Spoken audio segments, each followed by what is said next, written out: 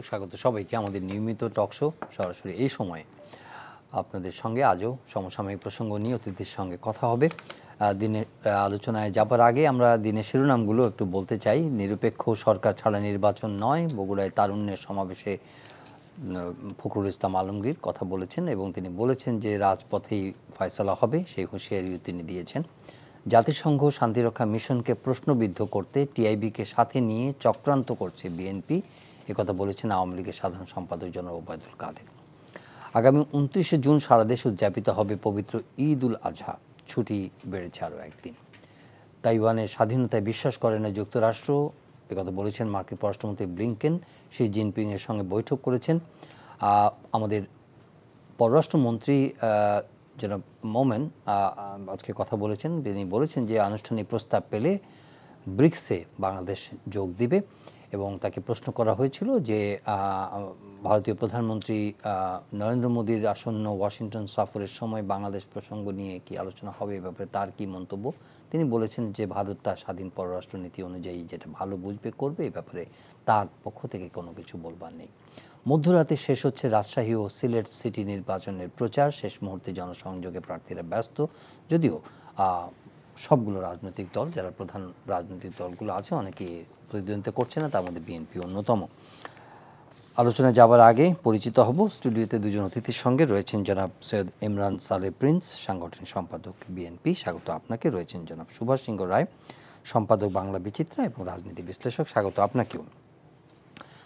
তারুণ্যের সমাবেশ বক্তব্য রেখেছেন এবং যথারীতি মির্জা ফখরুল ইসলাম আলমগীর বলেছেন নির্বাচন হবে এবং তত্ত্বাবধায়কের অধীনে নির্বাচন হবে, বেশ জোরের সঙ্গে বলেছেন। অন্যদিকে আওয়ামী লীগের পক্ষ থেকে যে অভিযোগগুলো বারবারই করা হচ্ছে এবং সেটা খুব জোরালো হয়ে উঠছে, খুবই আরও স্পষ্ট হয়ে উঠছে যে এক ধরনের কনস্পিরেসি চলছে এবং এটার সঙ্গে দেশি বিদেশি অনেকে যুক্ত হচ্ছেন।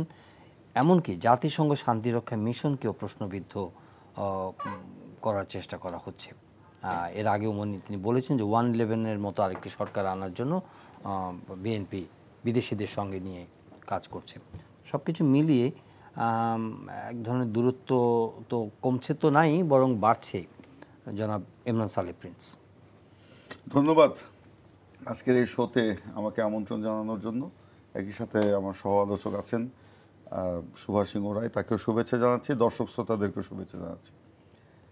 তো আপনি অনেকগুলো বিষয় আজকে এখানে অবতারণা করেছেন, আজকের যে রাজনৈতিক প্রেক্ষাপট, রাজনৈতিক নেতৃবৃন্দের বক্তব্য ইত্যাদি ইত্যাদি নিয়ে আর কি। তো কোনটা থেকে শুরু করব? আমি যদি কোনো প্রশ্ন প্রশ্ন এটাই যে আপনারা যে দাবিটা করছেন সে দাবিটা তো আছেই, কিন্তু আপনাদের প্রতিপক্ষ কাছ থেকে কি ধরনের সাড়া আপনারা পাচ্ছেন এবং একই সঙ্গে তাদের সাড়া কি পাচ্ছেন সেটা তো প্রশ্ন আছে। একই সঙ্গে বিভিন্ন অভিযোগ আপনাদের সম্পর্কে করা হচ্ছে যে আপনারা আসলে সোজা পথে নেই, আপনারা সোজা পথে নেই, বিদেশিদের নিয়ে আপনারা নানা ধরনের চক্রান্তে লিপ্ত হচ্ছেন এবং অশান্ত করার চেষ্টা করছেন। দেখুন, যারা বিদেশিদের নিয়ে আপনার 2007-এর আগে এসব কাজ করেছিল, 1-11-এর জরুরি অবস্থা সরকারের নামে আর্মি ব্যাক গভর্নমেন্ট যারা এনেছিল, তারাই জানে যে আসলে এটা কিভাবে কি করতে হয়। এটা আমাদের জানা নেই। আমরা সোজা পথে রাজনীতি করছি, স্বচ্ছ প্রক্রিয়ায় রাজনীতি করছি। বাংলাদেশে এখন গণতন্ত্র নেই, আপনার ভোটের অধিকার নেই। বাংলাদেশের মালিক যে জনগণ, সেই জনগণের মালিকানা আজকে তাদের হাতে নেই।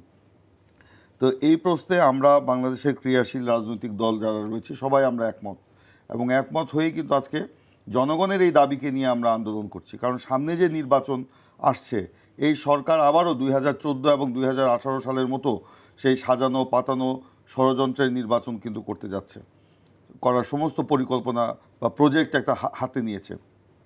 সেই সাজানো পাতানো নির্বাচনের ষড়যন্ত্রের বিরুদ্ধে বাংলাদেশের জনগণকে সাথে নিয়ে কিন্তু আমরা এগোচ্ছি। এখন এখানে যে বলা হচ্ছে যে 1-11-এর মতো আরেকটি সরকার আনার জন্য বিএনপি কাজ করছে, কখনোই নয়। 1-11-এর সরকার তো আওয়ামী লীগ এনেছিল, এবং আপনাদের নিশ্চয়ই মনে আছে সেই লগি বৈঠার আন্দোলন থেকে শুরু করে পিটিয়ে মানুষকে হত্যা থেকে শুরু করে নির্বাচনে গিয়েও আবার নির্বাচন থেকে ব্যাক করে এবং সেখানে বঙ্গভবনের অক্সিজেন বন্ধ করে দেওয়ার থেকে শুরু করে এমন কোনো কাজ বা হুমকি তারা দেয় নাই যে সেটা যখন শোনা, তখনই তো এই বিদেশিদের সাথে তারা উঠবস করে বৈঠক করে একটা ভুয়া চিঠি জাতিসংঘ থেকে আনিয়ে, সেই চিঠির কোনো অস্তিত্ব কিন্তু পরবর্তীতে পাওয়া যায়নি, এই শান্তি রক্ষী মিশনের ব্যাপারেই সেই চিঠি আনিয়ে আপনার সেখানে একটা 111-এর জরুরি অবস্থা সরকার জারি করা হলো। এবং পরবর্তীতে সমস্ত লজ্জা শরমের মাথা খেয়ে এবং কোনো রকম মানে ভনিতা না করেই আওয়ামী লীগ নেত্রী শেখ হাসিনা বললেন যে এই সরকার হচ্ছে আওয়ামী লীগের আন্দোলনের ফসল, এবং আগাম ঘোষণা দিলেন যে এই সরকার যা যা যা করবে আওয়ামী লীগ সেটা সরকারে এসে এটা অনুমোদন করবে এবং বৈধতা দিবে। তো ওই 111-এর সরকারের ব্যাপারে তো ওনারাই পরিপক্ক, কীভাবে আনতে হয় আমাদের ওই পথ জানা নেই। আমরা স্বচ্ছ ধারায় রাজনীতি করছি। এখন এই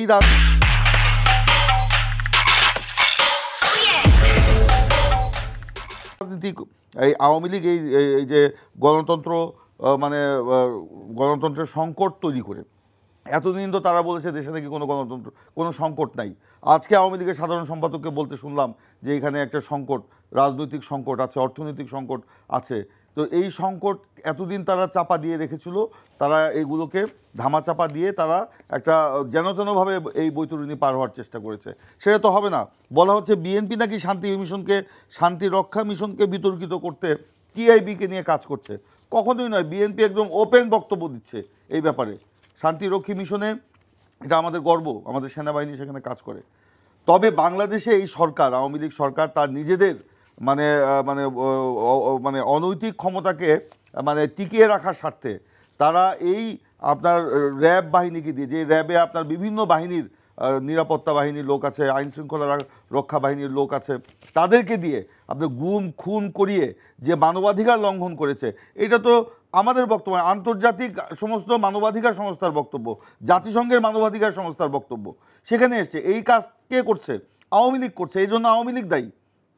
সে কারণে এগুলো পিণ্ডি বুদর ঘাড়ে চাপানোর যে একটা চক্রান্ত, এটা বিএনপি এটার সাথে কোনোভাবে জড়িত। বিএনপি জনগণকে সাথে নিয়ে আন্দোলন করে তার যে ন্যায্য অধিকার, ভোটের অধিকার, নিরপেক্ষ সরকারের অধীনে নির্বাচন, সেটা আদায়ের জন্য আমরা রাজপথে আন্দোলন। শুনি জনাব সুভাষ সিংহ রায়ের কাছ থেকে। আপনি শুনলেন যে অভিযোগগুলো আওয়ামী লীগের পক্ষ থেকে করা হচ্ছে, ওনারা রিফিউট করছেন যে এগুলো তো আসলে 111-এর প্রসঙ্গটা আনা হয়েছে, জাতিসংঘ শান্তিরক্ষা মিশনের প্রসঙ্গটি আনা হয়েছে, এবং ষড়যন্ত্রের কথা বলা হচ্ছে প্রতিনিয়ত। এবং একই সঙ্গে আমরা আন্তর্জাতিক বাস্তবতাও দেখছি। যুক্তরাষ্ট্রের কিছু পদক্ষেপ, বিশেষ করে ভিসা নীতি সর্বসাম্প্রতিক, সেটি একটি বড় বিতর্কের জন্ম দিয়েছে যে না আসলে এটা কিসের কারণে এই ভিসা নীতিটা এনফোর্স করা হলো। জহির আলম ভাই, আপনাকে অসংখ্য ধন্যবাদ, এবং বিশেষভাবে ধন্যবাদ সৈয়দ ইমরান সালে প্রিন্সকে, দর্শকদের নিরন্তর শুভেচ্ছা। যে প্রসঙ্গটি এসছে যে 1-11 শব্দটি ব্যবহার করেছিল এই বিষয়টি, সেটা মঈনুল আহমেদ। আমি এভাবে না বলে ইয়াজউদ্দিন মঈনুদ্দিন ফখরুদ্দিনের সরকার, সেই সরকারটি কেন এসেছিল, কোন প্রেক্ষাপটে এসেছিল, এটা বিস্তৃত ব্যাখ্যা দেওয়ার প্রয়োজন নাই। আর সেই সরকার যদি আওয়ামী লীগের মনোভাবাপন্ন সরকার হয়, তাহলে প্রথম গ্রেপ্তার হয় 16 জুলাই 2007 সালে আজকের প্রধানমন্ত্রী শেখ হাসিনা। তিনি পূর্ববর্তী সরকারের প্রধানমন্ত্রী ছিলেন না, এবং তার 49 দিন পরে 3রা সেপ্টেম্বর গ্রেপ্তার হয়েছিলেন বেগম খালেদা জিয়া। এবং তারও প্রেক্ষাপট ছিল তখন নাগরিক সমাজের পক্ষ থেকে ঢাকা শহরের মানুষের যে তীব্র প্রতিক্রিয়া, সেটা আমরা তখন জানি, এবং অনেকেরই মনে আছে ঢাকা শহরে 25 লক্ষ মানুষ শেখ হাসিনার মুক্তির দাবিতে স্বাক্ষর করেছিল। অতএব এক বাক্যে বলে দেওয়া খুব সহজ, কিন্তু এর বিস্তৃত ব্যাখ্যা করতে গেলে কিন্তু অনেক তথ্য বেরিয়ে আসবে। সেই এক বাক্যে বলে দিলাম যে কারা এই সরকারটি এনেছিল। এটা ভালো রেফারেন্স দিলেন যে আন্দোলনের ফসল আমরা এনেছি। কোন প্রেক্ষাপটে এই বক্তব্যটি এসেছিল সেটাও আমাদের জানা আছে। এবং যে সরকার ক্রমাগতভাবে মানুষের উপর নিপীড়ন নির্যাতন তো করিয়েছিলই, এবং তারা একটি নির্বাচন করতে চেয়েছিল, সেই নির্বাচনটা বাংলাদেশের মানুষ প্রতিহত করেছে। এবং এর আগে 1996 সালে 15 ফেব্রুয়ারি একতরফা নির্বাচন কথা আমরা জানি, সেই নির্বাচনও জনগণ প্রত্যাখ্যান করেছিল। এখন বিএনপি যে কবারই রাষ্ট্র ক্ষমতায় এসেছে কেন, প্রতিবারই তারা কিন্তু জনগণ দ্বারা প্রত্যাখ্যাত হয়ে তারা কিন্তু সরকার পরিচালনার থেকে চলে যেতে হয়েছিল। এগুলো আমাদের জানা। এখন ইতিহাস যদি পাঠ করতে যান, আমি অত ইতিহাস বর্ণনার প্রয়োজনও হবে না। আপনি খেয়াল করুন 2001 সালে যে লতিফুর রহমান সরকারের অধীনে যে নির্বাচনটি হয়েছিল 2001 সালে 1 অক্টোবর, সেই নির্বাচনের মাত্র 24-25 দিন আগে বিএনপির একটি উচ্চ পর্যায়ের প্রতিনিধি দল ভারতে গিয়েছিল এবং তার নেতৃত্ব দিয়েছিলেন বিএনপি নেতা রিয়াজ রহমান। তিনি বলেছিলেন বিএনপি ক্ষমতা এলে বাংলাদেশ ভারতে গ্যাস রপ্তানি করবে এবং বাংলাদেশে ভারতের পণ্য উন্মুক্ত করা হবে, সব ট্রানজিট সুবিধা দেওয়া হবে। এই বিষয়গুলো যখন বাংলাদেশের মানুষের মধ্যে প্রতিক্রিয়া হয়, তখন খুব বিএনপি ভালো করে জানে যে বাংলাদেশের মানুষ স্বাধীন সার্বভৌম সত্তায় বিশ্বাস করে। মাননীয় প্রধানমন্ত্রী গতকালকেও বলেছেন যে কারো কাছে মাথা আমি নত করব না এবং সম্পর্ক কারোর সাথে নষ্ট করব না। আপনি জানেন যা জাতিসংঘ সর্বশেষ তাদের মুখবন্ধে যুক্ত করেছেন বঙ্গবন্ধু সেই ঐতিহাসিক উক্তি, সবার সাথে বন্ধুত্ব, কারোর সাথে শত্রুতা না। এবং পুরো অধিবেশনে এটা সর্বসম্মতিভাবে এটা গৃহীত হয়েছে। কিন্তু এই আজকের এই জায়গায় আপনি যে এই বন্ধুত্বের জায়গাটা কি একটু ইয়ে হয়ে গেছে, মানে একটু টানাপোড়েন শুরু হয়েছে? যেমন যুক্তরাষ্ট্র যেই ধরনের স্টেটমেন্ট নিচ্ছে, যে ধরনের পদক্ষেপ নিচ্ছে, তাতে কি মনে হচ্ছে না যে সরকারের উপরে তাদের কিছুটা আস্থার ঘাটতি তৈরি হয়েছে? আপনি যদি একটু খেয়াল করে দেখেন যে এই যে নয়া ভিসা নীতি নিয়ে রাজনীতিবিদরা যখন কথা বলেন তখন তারা অনেকটা চিন্তাও না করেও কথা বলেন। নয়া ভিসা নীতি তারা দিতে পারেন কি দিতে পারেন না সেটা তো তাদের নিজস্ব ব্যাপার, কিন্তু তাদের এই নয়া ভিসা নীতির কারণে মার্কিন যুক্তরাষ্ট্রের সবচেয়ে বেকায়দা পড়েছে বিএনপি এবং সরকারের জন্য সাপে বর হয়েছে। আপনি জানেন যে মার্কিন গণমাধ্যমে ইতিপূর্বে প্রকাশিত হয়েছিল, আব্দুস সাত্তার নামে বিএনপির একজন স্থানীয় নেতা মার্কিন যুক্তরাষ্ট্রের গণমাধ্যমে এসেছে যে ব্লু স্টার স্ট্র্যাটেজিক্স যে সবচেয়ে ব্যয়বহুল যে লবিস্ট ফার্ম, সেই লবিস্ট ফার্মকে বিএনপি নিয়োগ দিয়েছিল এবং এটা মির্জা ফখরুল ইসলাম আলমগীর স্বীকারও করেছেন। তা স্বাভাবিক কারণে এই যে 6 জন কংগ্রেসম্যানের একটা হচ্ছে যারা ক্ষমতাসীন মার্কিন যুক্তরাষ্ট্রে, তাদের বাইপার্টিজান স্টেটমেন্ট করেছে দুইটা, রিপাবলিক ডেমোক্রেটিক দুটো যারা 6 জন করে। আপনি বলছেন এটা লবিস্টের আউটকাম? আমি সেটা বলছি না, এই ব্যাখ্যাগুলো তো এইভাবে আসছে। এবং আপনি দেখবেন ইউরোপিয়ান ইউনিয়নভুক্ত দেশের 700 সদস্যের মধ্যে যে 6 জনের যে বিবৃতি এসেছে, সেই বিবৃতিটাকে সম্পূর্ণ ভুলে ভরা তথ্য বিভ্রাট, নানান রকম অসঙ্গতি এবং আওয়ামী লীগ সরকারের এই সময়কালে নাকি বাংলাদেশের ধর্মীয় সংখ্যালঘুদের ওপর নির্যাতন নিপীড়নের চূড়ান্ত পর্যায়ে গিয়েছে। এটা এক ধরনের আমাদের গ্রামের ভাষায় বলে ধেনু হাটে ওল নামানো, মানে ধানের হাট বসছে সেখানে ওল নিয়ে বসছে। মানবাধিকার সংগঠনগুলো রিপোর্টের উপর ভিত্তি করেই তারা, হ্যাঁ, মানবাধিকার সংগঠন এখন যে ডেমোক্রেটিক যে সংগঠনগুলো, ডেমোক্রেটিক ওয়াচ যেটা বলছে, তারা জানেন যে যুদ্ধাপরাধ যখন বিচার হয় তারা কিন্তু যুদ্ধাপরাধের বিচারের বিপক্ষে কিন্তু মতামত দিয়েছিল। অতএব এক বাক্যে আমরা যদি এক কথাগুলো বলতে যাই তাহলে তো অনেকগুলো বিস্তৃতি ব্যাখ্যা এসে যায়। আর আমি কেন বললাম আওয়ামী লীগের সরকারের জন্য সাপে বড় হয়েছে তার দলের জন্য, এ কারণে তারা স্পষ্ট করে বলে দিচ্ছে বাংলাদেশ সরকার প্রধান যেভাবে সুষ্ঠু নির্বাচন চায় এবং অবাধ নির্বাচন চায় এবং সেই নির্বাচনও তারা প্রধানমন্ত্রীর প্রতি আস্থাশীল, তারা এই নির্বাচন প্রক্রিয়াতে স্বচ্ছভাবে সুষ্ঠুভাবে দেখতে চায়। কিন্তু অন্য খেলোয়াড়রা যদি না আসে, অন্য খেলোয়াড় আসার কোনো সুযোগ এখানে নাই, চক্রান্ত হচ্ছে।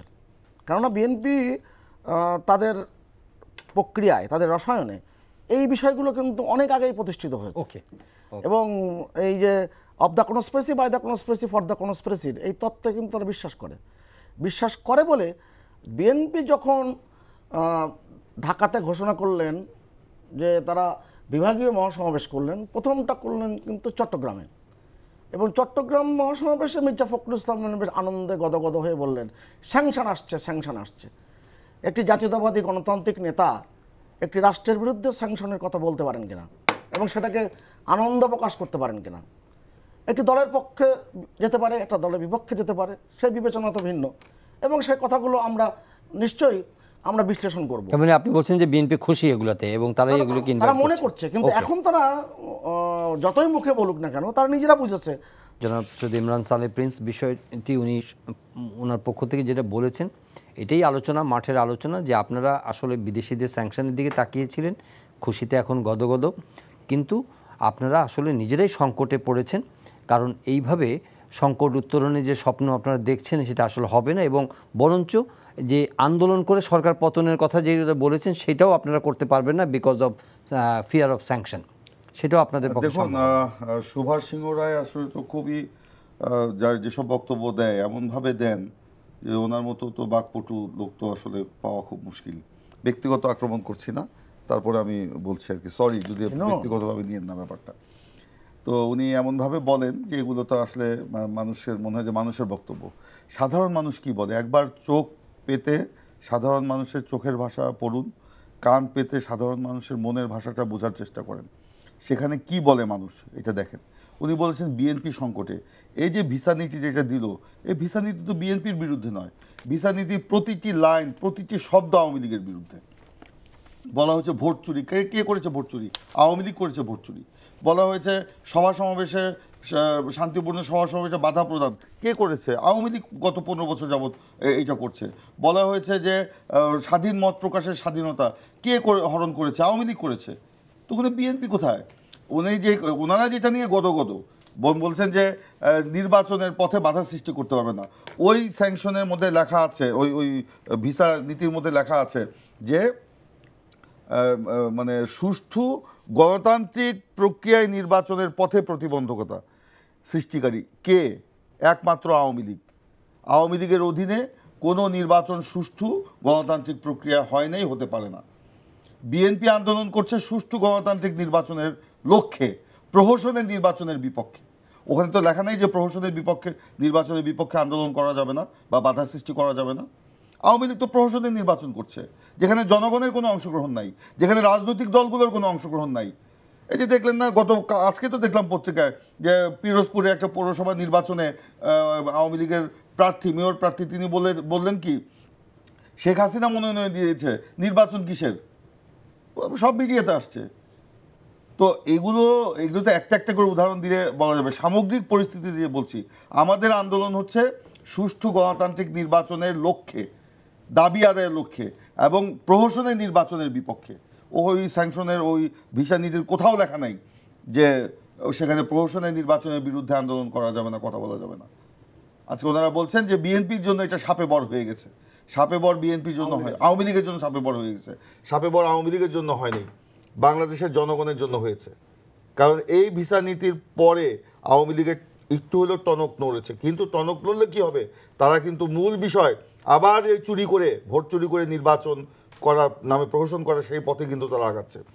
দাদা বললেন যে র্যাবকে মানে যে নিরাপত্তা বাহিনীকে জাতিসংঘের মানে নিষিদ্ধ করার ব্যাপারে বিএনপি এই কাজগুলো করছে। বিএনপি নয়, বা এই যে আপনি গত ফেব্রুয়ারি মাসেই মানে বিশ্বের 15টি আপনার আন্তর্জাতিক মানবাধিকার সংস্থা জাতিসংঘের মহাসচিবকে চিঠি দিয়েছে বাংলাদেশের এই র্যাবের বিরুদ্ধে মানবাধিকার লঙ্ঘনের সুস্পষ্ট অভিযোগ এনে।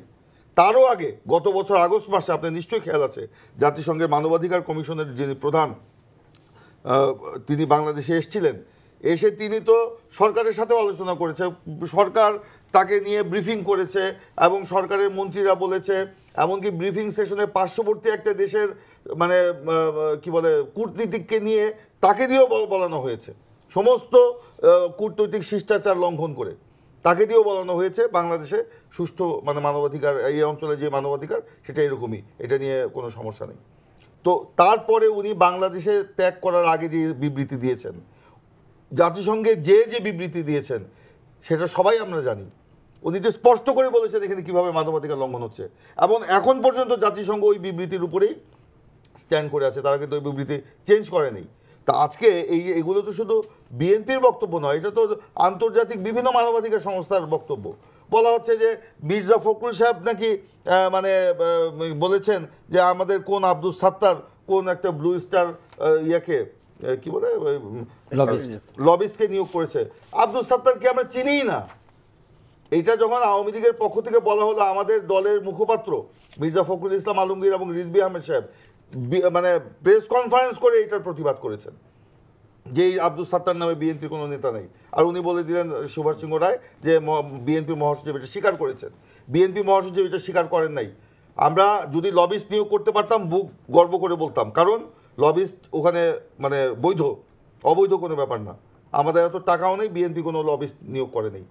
বিএনপি যা করছে ওপেনলি, আমরা চিঠি দিয়েছি জাতিসংঘকে ওপেনলি, আমরা বিভিন্ন দেশকে চিঠি দিয়েছি ওপেনলি, কারণ যে গণতন্ত্র এবং মানবাধিকার যে বিষয়টা, এটা কোনো দেশের একটি প্রশ্ন করে আমি জনসুভাষের কাছে যাব।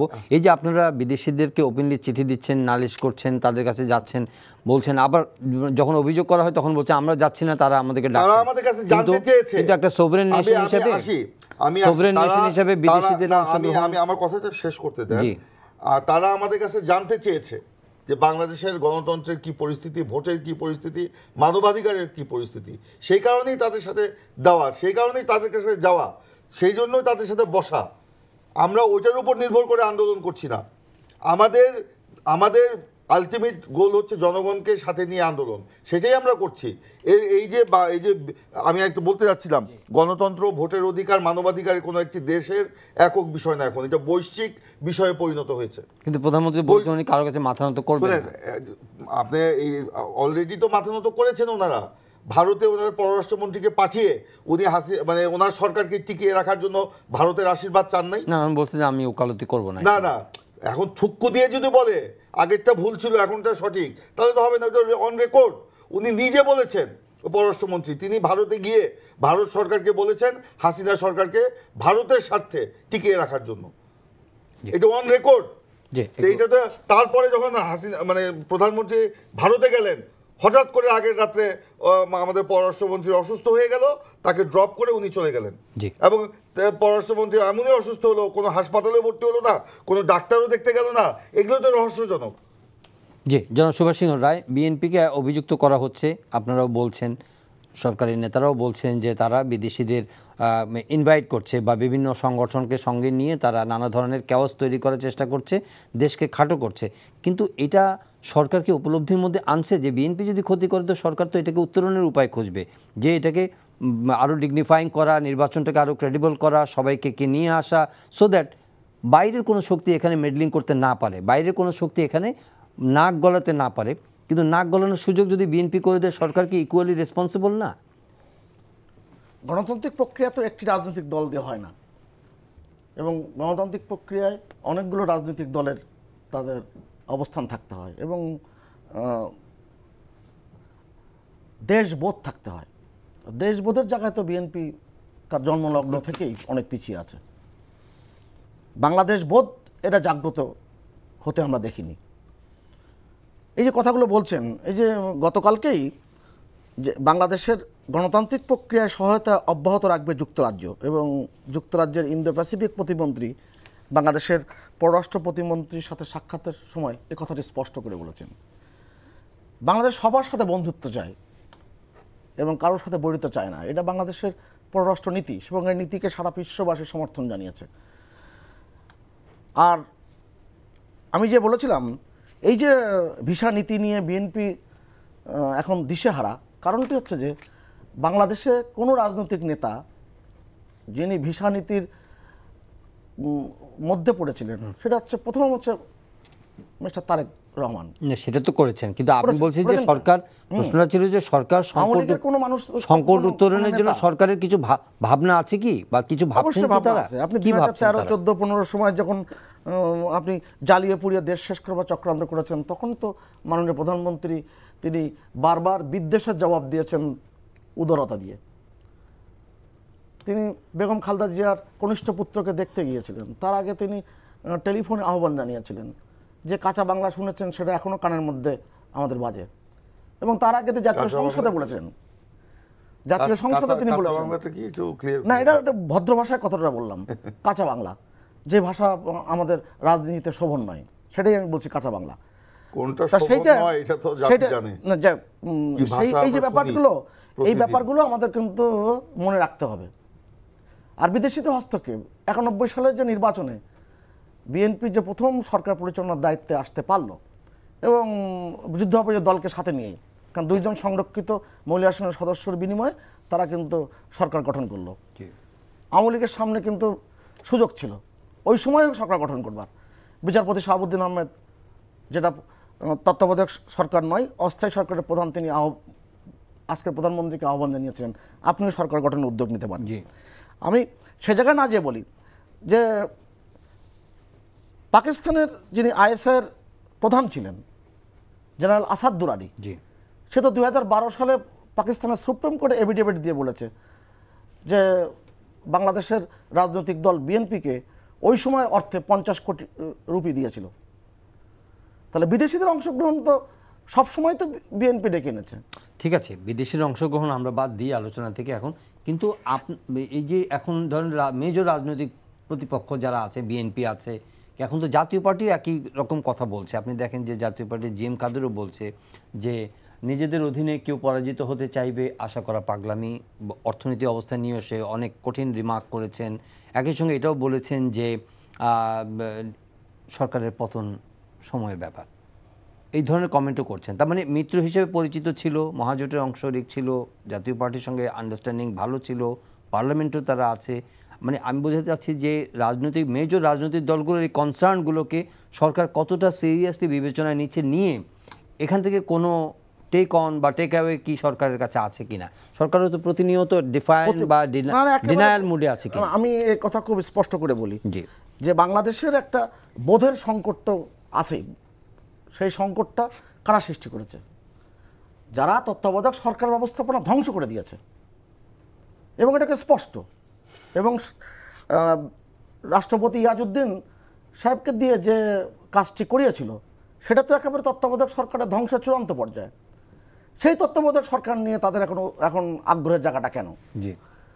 এবং কোনো আইনি তাহলে কোন প্রক্রিয়ায় না কোন প্রক্রিয়ায় না তাহলে কোন প্রক্রিয়া আপনি নির্বাচনটাকে স্বচ্ছতার ব্যারোমিটারে আপনি নির্বাচন কমিশন নির্বাচন করবে, সরকার তার রুটিন ওয়ার্ক করবে। ওই সময় নির্বাচন কমিশন তো সেই আস্থা তৈরি করতে পারছে না পূর্ণ। এখন আপনি যেটা বলছেন, এর আগে যে নির্বাচনগুলো বাংলাদেশে হয়েছে, বঙ্গবন্ধু ভালো হয়নি, সবকিছু হয়নি, সব ভালো হয়নি।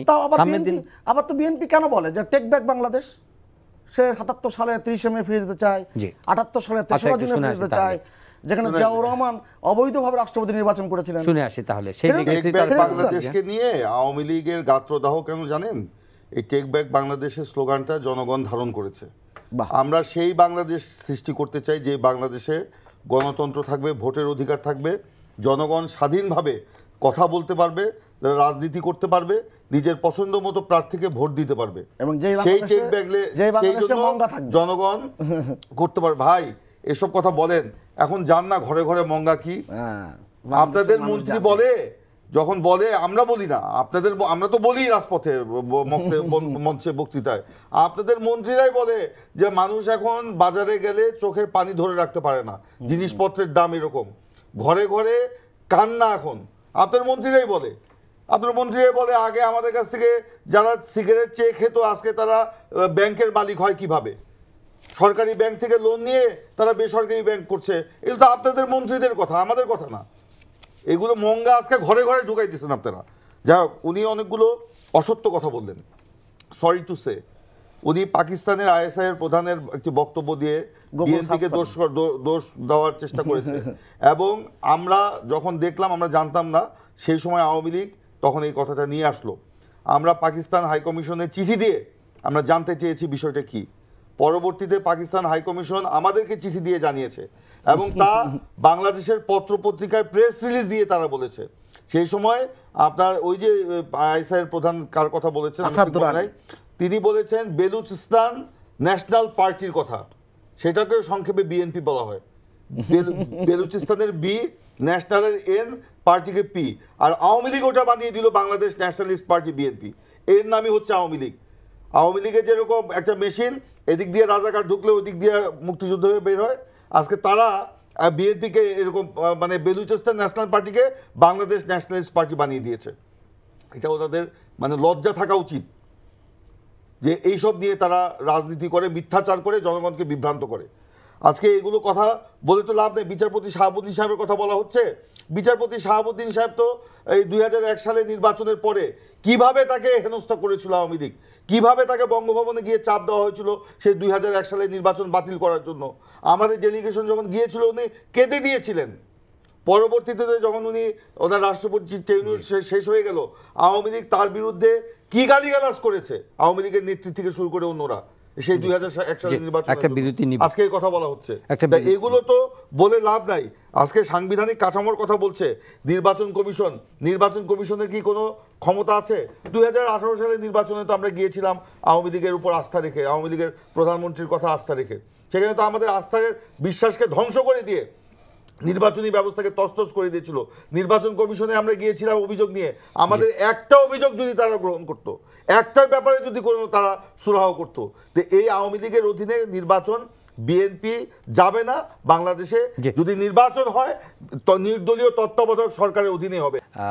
যেন সুভাষ সিংহ রায় বিরতির আগে আলাপ করছিলাম, বিএনপির নেতার কাছে একটা প্রশ্ন রেখেছি, আপনার কাছেও প্রশ্ন যে সরকার এত কিছু বুঝছে, এত উন্নয়ন করেছে, এত দেশের ভালো কল্যাণ কামনা করছে, কিন্তু এক ধরনের রাজনৈতিক অনৈক্য যেটা আরও ঘনীভূত হচ্ছে বছরের পর বছর ধরে, সেটাকে জিয়ে রেখে জাতীয় সংহতি মানে আপনার কি বলে কনসলিডেট না করে দেশ কি এগোনো সম্ভব কিনা, যেখানে এখন নানা মানুষ নাক গলানোর সুযোগ পাচ্ছে এবং এটাকে একটা আন্তর্জাতিক মনোযোগের কেন্দ্রবিন্দুতে পরিণত করা হচ্ছে কিনা, যেটা শেষ পর্যন্ত বিএনপি যদি দেশে ক্ষতি করে তো সরকার একইভাবে যে প্রশ্নটা আবারও করতে যাচ্ছে যে সরকার কি এখানে কোনো ধরনের সদিচ্ছার কোনো প্রমাণ কি রাখতে পারছে কিনা। আপনি একটা জিনিস খেয়াল করে রাখবেন এবং স্বীকার করবেন যে বাংলাদেশ সকলের দৃষ্টি কেড়েছে এবং বাংলাদেশের যে সমৃদ্ধির অগ্রযাত্রা কিভাবে উন্নয়নের দিক থেকে, ওকে, যেটা এখন যেসব চিঠিপত্র আসছে এগুলো তো নেগেটিভ,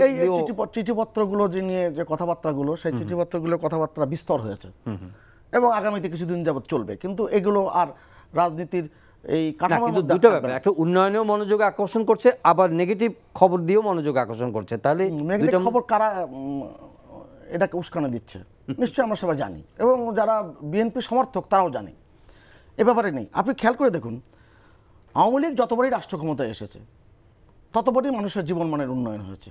সংক্ষেপে শুধু বললাম, আরেকটা জিনিস দেখুন, 1979 সালে আওয়ামী লীগ ভোট পেয়েছিল 24.3% এবং 91 সালে 33.3%। বিএনপি সরকার গঠন করলেও সেটা 30.8% ভোট পেয়েছিল। আপনি খেয়াল করে দেখবেন 96 সালে 37.4% ভোট পেয়েছে। 2001 সালের যে ভয়ঙ্কর যে নির্বাচন লতিফুর সরকারের অধীনে, সেই নির্বাচনে আওয়ামী লীগ 42% ভোট পেয়েছে। পরবর্তী 2008 পর্যন্ত যে নির্বাচনী ব্যবস্থাপনা তত্ত্বাবধায়ক সরকারের অধীনে ছিল, সেই নির্বাচনও 49% ভোট। ইউ আর কনফিডেন্ট যে আমি বলি, এবং আওয়ামী লীগের যে উন্নয়নের যে ধারা, সেই ধারা বাংলাদেশ কি শুধু নয় সারা পৃথিবীর মানুষকে তাক লাগিয়ে দিয়েছে। তাহলে ক্রেডিবল ইলেকশন দিতে অসুবিধা কি? কোনো অসুবিধা নাই, ইলেকশন তো ক্রেডিবল ইলেকশন হবে। এবং মার্কিন প্রশাসন থেকেও বলা হয়েছে, বাংলাদেশের প্রধানমন্ত্রী যে কথাটি ব্যক্ত করেছেন তার সাথে তারা একমত পোষণ করেছেন এবং নির্বাচন সুষ্ঠু, স্বাভাবিক এবং গ্রহণযোগ্য নির্বাচন হবে। আপনি নানান রকম সংকটের কথাবার্তা যখন বলেন, তখন সেই সংকট পিছন দিকে যখন ইতিহাস দেখি, বিএনপি তো শুধু সংকটের জায়গায় তৈরি করেছে। বিএনপির সময় বাংলাদেশের পরিস্থিতি কেমন ছিল না, আপনি জানেন বাংলাদেশের আমি আলোচনা একটু গুটিয়ে আনি না। বিএনপি সময়ের ইকোনমিক কন্ডিশন এত ইমপ্রেসিভ ছিল না, সেই আলোচনা তো বহুবার হয়েছে। এখন তো অনেক ইমপ্রেসিভ ইকোনমিক সিচুয়েশনের কথা বলা হচ্ছে। একই সঙ্গে আবার যে সংকটগুলো অর্থনৈতিক ক্ষেত্রে যে সংকটগুলো আসছে, এখানে তো বলা হচ্ছে যে রিজার্ভ ডিপ্লিটিং এবং আইএমএফের হিসাব অনুযায়ী রিজার্ভ অনেক অ্যালার্মিং লেভেলে চলে আসছে। আমদানিকে কন্ট্রোল করে সেটা কোনোভাবে মেনটেন করার চেষ্টা করছে। ব্যাংকিং খাতে বিশাল অঙ্কের ঋণ খেলাপি হয়ে গেছে, মানি লন্ডারিং হচ্ছে প্রচুর পরিমাণে। এই বিষয়গুলো আলোচনাতে চলে আসছে। মুডিজ রেটিংয়ে কমে যাচ্ছে, দ্য ইনফ্লেশন ইজ স্কাই রকেটিং। এগুলো তো আপনি এটা কি বিএনপির অভিযোগ না? না, মুডিজ যে রেটিংটা 2010 সালে করেছিল, তখন BB- ছিল এবং তখন বাংলাদেশের রিজার্ভ ছিল কত? $10 বিলিয়ন। এখন এক্সপোর্ট আমার বেড়েছে অনেক এবং কিন্তু এটা নজর কাড়া বিষয়। সেই এক্সপোর্টে বাড়ার পরও মোদিস কি গত 13 বছরে এটা কি কোনো পরিবর্তন করেছে? না। অতএব সেটা হচ্ছে আপনার ভূ রাজনীতির অনেকগুলো সিদ্ধান্তের কারণে এগুলো হচ্ছে। অতএব এগুলো পরিষ্কার। আমি এগুলো নিয়ে কথা বলে সময় নষ্ট করতে চাই না। আজকের বাংলাদেশের উন্নয়ন যারা চোখে দেখেন না এবং বিশ্বাস করেন না, তারাই বাংলাদেশের বিরুদ্ধে ষড়যন্ত্র করেন। এবং এই ষড়যন্ত্রটা অব্যাহত রয়েছে। আপনি 10ই ডিসেম্বরের পরে দেশ চলবে বেগম খালেদা জিয়ার কথায় এটা তো বিএনপির নেতা কর্মীরা প্রথম পর্যায়ে বিশ্বাস করেছিল, এখন তারা বিশ্বাস করে বিএনপির নেতাদের কথায় কোনো মূল্য নাই। জি, এবং বাংলাদেশ যে ষড়যন্ত্রের যে জায়গায় নিয়ে যাওয়ার চক্রান্ত হচ্ছে সেই ষড়যন্ত্র টিকবে না। মানে এই অ্যানাউন্সমেন্টগুলো তো কনস্টিটিউশন না। আপনি তো এই যে আপনি বলেন যে 10 ডিসেম্বর পরে এগুলোর হবে। ব্যাখ্যা আমরা বহুবার দিয়েছি। একটা রাজনীতির মাঠের যে বক্তব্য, সেই বক্তব্য আওয়ামী লীগও দেয়। আওয়ামী লীগ দেয় না বিএনপিকে দাঁড়ায়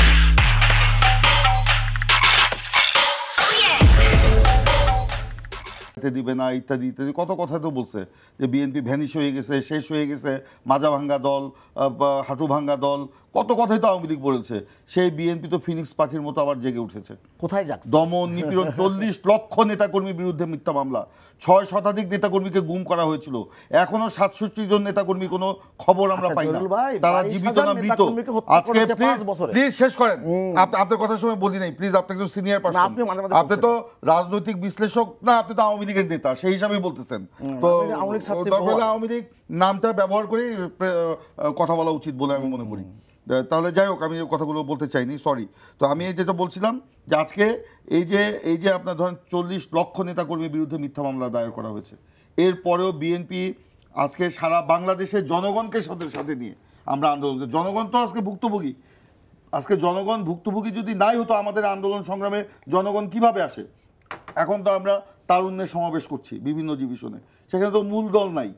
সেই তারুণ্যের সমাবেশেও সাধারণ যুবক যুবতী ছাত্র ছাত্রীদের যে পার্টিসিপেশন, এটা চোখে পড়ার মতো।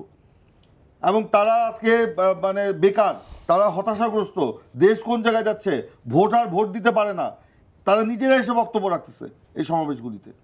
তো আজকে তো এগুলো জনগণকে সাথে নিয়ে আমাদের আন্দোলনের ফসল এগুলো। আর এখানে দাদা যে কথাগুলো বলে গেলেন, আচ্ছা আপনিও আমাকে প্রশ্ন করেছেন দেশি বিদেশি অনেক বিষয়, আমরা কোনো বিদেশি শক্তির উপর তাকিয়ে আমরা আন্দোলন করছি না, আমরা জনগণের সাথে নিয়ে আন্দোলন। তাহলে এত মনোযোগের কেন্দ্র কেন এটা? কোথায় এখন এই মানে আপনারা করছেন না, কিন্তু এত মনোযোগ কেন? তাহলে এই যে আমি একটু আগে একটা কথা বললাম, গণতন্ত্র, মানবাধিকার, ভোটের বিষয়টা শুধু কি তাই? একটা বৈশ্বিক বিষয়ে পরিণত হয়েছে। উনি তো বলে এটাকে জিওস্ট্র্যাটেজিক কারণ দেখাচ্ছেন। আমি বলি ইভেন কি মুডিজ রেটিং এর মধ্যে যে আমি বলছি ভূ রাজনীতি রয়েছে। আমি বলি ভূ রাজনীতি তো আছেই, এটা অস্বীকার করা যাবে না। আজকে এগুলোর কারণেই বাংলাদেশের আগামী নির্বাচন নিয়ে বা বর্তমান প্রেক্ষাপট নিয়ে সমগ্র বিশ্ব আজকে মনে হয় ফোকাস লাইট বাংলাদেশের উপর ফেলেছে। বাংলাদেশে কি হচ্ছে, কিন্তু আপনারা ক্ষমতা আসলে এসব ভূ রাজনীতির প্রত্যাশা পূরণ করতে পারবেন? আজকে আওয়ামী লীগ এই তাদের অবৈধ ক্ষমতাকে, অনৈতিক ক্ষমতাকে টিকিয়ে রাখার জন্য আবার সেই ভোটারবিহীন নির্বাচনের মাধ্যমে আবার তাদের অনৈতিক শাসনকে টিকিয়ে রাখার জন্য বাংলাদেশকে আন্তর্জাতিক খেলায় মাঠে পরিণত করেছে, আন্তর্জাতিক একটা খেলার মাঠে পরিণত করেছে। এবং যেখানে বিশ্লেষকরা বলছে এটা বাংলাদেশের জন্য একটা অশনি সংকেত, বাংলাদেশের জন্য একটা অশনি সংকেত। এই সংকেত কোন পর্যায়ে যে কোন বিষয়টাকে অশনি সংকেত বলছেন? এই যে আপনার ধরেন আপনি বললেন আমেরিকা, চীন, ভারত, ইউরোপ, এই সমস্ত তো একটা বাংলাদেশের একটা এই সরকার তো বলছে যে আমরা কোনো পার্টির সঙ্গে নাই, আমরা ম্যালিস টু নান। শুনেন, কারোর সঙ্গে আমাদের আপনি গত 2 দিন না 3 দিন আগে ভারতে বাংলাদেশের রাষ্ট্রদূতের প্রেস কনফারেন্সের কথা নিশ্চয়ই আপনার অজানা নয়। সেখানে উনি প্রেস কনফারেন্স করে বলেছেন যে ভারতের সহযোগিতা উনি চান আবার। তারপরে চীনের যে পররাষ্ট্র, এগুলো আন্তর্জাতিক বিষয়, আমি আন্তর্জাতিক লেভেলের লোক না, আমি এ ব্যাপারগুলো বলতে পারবো না। রাজনৈতিকভাবে আমি মনে করি এই যে বাংলাদেশকে একটা আন্তর্জাতিক খেলার মাঠে পরিণত করছে আওয়ামী লীগ তাদের দলীয় স্বার্থে, নিজস্ব ব্যক্তি স্বার্থে, এইটা দেশের জন্য একটা অশনি সংকেত, দেশকে একটা গর্তের মধ্যে ফেলে দিবে, অন্ধকারের দিকে নিয়ে যাবে। এখান থেকে আলোর পথে নিয়ে আসা এটা কিন্তু খুব ডিফিকাল্ট ব্যাপার। উপায় কি আপনাদের সাজেশন? আমাদের বক্তব্য তো আজকে আওয়ামী লীগকে আমরা বলে আসছি হুঁশে আসার জন্য, নির্বাচন নিরপেক্ষ করার জন্য, রাজনীতির পথকে উন্মুক্ত করে দেওয়ার জন্য। একবার জনগণ যদি ভোট দেয় আওয়ামী লীগ ক্ষমতায় আসবে। জনগণের এতই যদি তারা বলে এতই উন্নয়ন করেছে, এতই যদি উন্নয়ন করে থাকে, তাহলে এই নিরপেক্ষ সরকারের অধীনে নির্বাচন দিতে তাদের ভয় কেন? তাদের ভয়, জনগণ যদি এই নিরপেক্ষ নির্বাচনে একবার ভোট দিতে পারে তারা বাংলা ওয়াশ হয়ে যাবে। এই কারণেই তারা দুই একটি বাক্য শেষ পর্যায়ে, যেহেতু কারণ বিএনপি বাংলাদেশ বোধে বিশ্বাস করে না। আমি প্রতিবাদ করছি, আমি বলি বিএনপি দেশপ্রেম নিয়ে ওনারা প্রশ্ন করছেন। একটু আগে তাই বলেছেন যে তিনি আমার কথার মধ্যে কথা বলেননি। আমাকে একটু দিবেন। আমি আপনাকে খুব স্পষ্ট করে বলি, আমি যে তথ্যটি আপনাকে দিয়েছি, আজকের প্রধানমন্ত্রী শেখ হাসিনার নেতৃত্বে যতগুলো নির্বাচন আওয়ামী লীগ অংশগ্রহণ করেছে, প্রতি নির্বাচন আগের নির্বাচনের চেয়ে বেশি ভোট পেয়েছে। এবং আওয়ামী লীগের যে উন্নয়নের অগ্রযাত্রা সারা বিশ্বব্যাপী সেটা প্রশংসিত হচ্ছে। Centre for economic and business research বলেছে, বিলেতের বিখ্যাত সংগঠন, তারা বলছে বাংলাদেশ 2031 সালে পৃথিবীর 24তম অর্থনীতির দেশ হবে। ঋষি সুনাক বলছে আপনি পৃথিবীর সবচেয়ে সফলতম অর্থনৈতিক নেতা। মার্কিন যুক্তরাষ্ট্রের যে পররাষ্ট্রমন্ত্রী কিন্তু জিম কাদের সাহেব বলছে তলে তলে শ্রীলঙ্কা হয়ে গেছে। সে তার মতো এটা বলতেই পারেন, তার মতো করে সে বলতেই পারেন, তার কি আকাঙ্ক্ষা, তার কি আগামী দিনের তার যে লক্ষ্য, সেই লক্ষ্য পূরণ মানুষ বোঝেন কি বলেন কি বোঝেন সেটা। আমি যাচ্ছি না। আপনি মার্কিন পররাষ্ট্রমন্ত্রী তো বেশ কিছুদিন আগে বলেছেন যে বাংলাদেশ এই অঞ্চলে আঞ্চলিক নেতাতে পরিণত হয়েছে। এটা তো বাস্তবতা। তা সেই জায়গায় বাংলাদেশকে খাটো করার জন্য যা যা করবার বিএনপি করার চেষ্টা করে, এবং অতীতেও তাই করেছে, আসাদ দুরানির কথা যখন বললেন, আপনি বিবিসিতে রিপোর্ট করেছে, এবং বিবিসির রিপোর্ট 2012 সালের সেপ্টেম্বর 10 তারিখে রিপোর্ট করেছে যে আসাদ দুরানি এফিডেভিট দিয়ে বলেছে বাংলাদেশের নির্বাচনে বেগম খালেদা জিয়ার দল বিএনপিকে 50 কোটি রুপি দিয়েছিল। কিন্তু আমি জানি না বেশি যে প্রেস সেটা উনি বলছেন, আমি তো পরে বিবিসি রিপোর্টে আছে, আরে ওই পরেও রিপোর্ট। আপনি সেই কথাগুলো, বিএনপির এখন তাদের মস্তিষ্কে শুধু আছে যে তারা রাষ্ট্র ক্ষমতা দখল করবে, রাষ্ট্র ক্ষমতা দখল বাংলাদেশের এই বাস্তবতায়। আর যেখানে শেখ হাসিনার মতন একজন আন্তর্জাতিক নেতা যখন সরকার পরিচালনার দায়িত্বে থাকে, তখন তাদের একটা হুঁশ থাকা উচিত। কিন্তু ওই উত্তরটা কি হবে? কিন্তু জন্য অভিযোগটা যখন করে যে বিনা ভোটে সরকার গঠন করে রাষ্ট্র ক্ষমতায় থাকাটা, সেটা তো তারা এন্ডোর্স করছেন না। তারা তো ওইটা কারফু দিয়ে দেশ চালিয়েছেন জিয়াউর রহমান সাহেব, প্রতিদিন রাফে কারফু ছিল। তারা এখন গণতন্ত্রের কথা বলছে না, তারা এখন বলতে পারবে না, বলতে অবশ্যই পারবে। সামনে নির্বাচন, অবশ্যই সামনে নির্বাচন, তারা যদি ভুল করে থাকে, নির্বাচনে অংশগ্রহণ করেছিল, সেই নির্বাচন রাত্রে তারা কেউ ঘুমিয়েছিলেন নাকি অন্য কোনো কাজে গিয়েছিলেন? সেই নির্বাচনে আমাদেরকে আমাকে ফ্লোর দিয়েছেন, 14 নির্বাচন আমাকে ফ্লোর দিয়েছেন, 14 নির্বাচন অংশগ্রহণ করা যে অংশগ্রহণ না করা যে ঠিক হয়নি। মির্জা ফখরুল ইসলাম আলমগীর সেই নির্বাচনে রাত্রে না, শুধু 3 মাস আগে থেকে আমাদের নেতাকর্মীদেরকে এলাকা ছাড়া করা হয়েছিল। প্রায় 3.5 লক্ষ নেতাকর্মীর বিরুদ্ধে মিথ্যা মামলা দেওয়া হয়েছিল। আমাদের 21 জন প্রার্থীকে গ্রেপ্তার করা হয়েছিল। শতাধিক প্রার্থীকে মেরে পিটিয়ে রক্তাক্ত করে তারা এলাকা ছাড়া করা হয়েছিল। সমস্ত এজেন্টগুলো বের করে দেওয়া হয়েছিল এলাকা থেকে।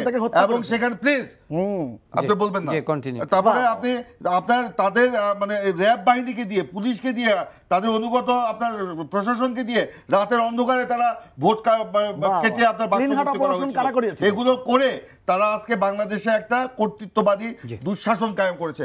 উনি বিএনপি দেশবোধ নিয়ে কথা বলেন। বিএনপি হলো দেশপ্রেমের পরীক্ষায় উত্তীর্ণ একটি দল। আমাদের নেতা শহীদ প্রেসিডেন্ট জিয়াউর রহমান, যিনি বাংলাদেশের স্বাধীনতা ঘোষণা করেছেন, তার যে দেশপ্রেম, তাদের যে দেশপ্রেম, এই দেশপ্রেম অন্য কারো কেউ কথা করতে পারবে না।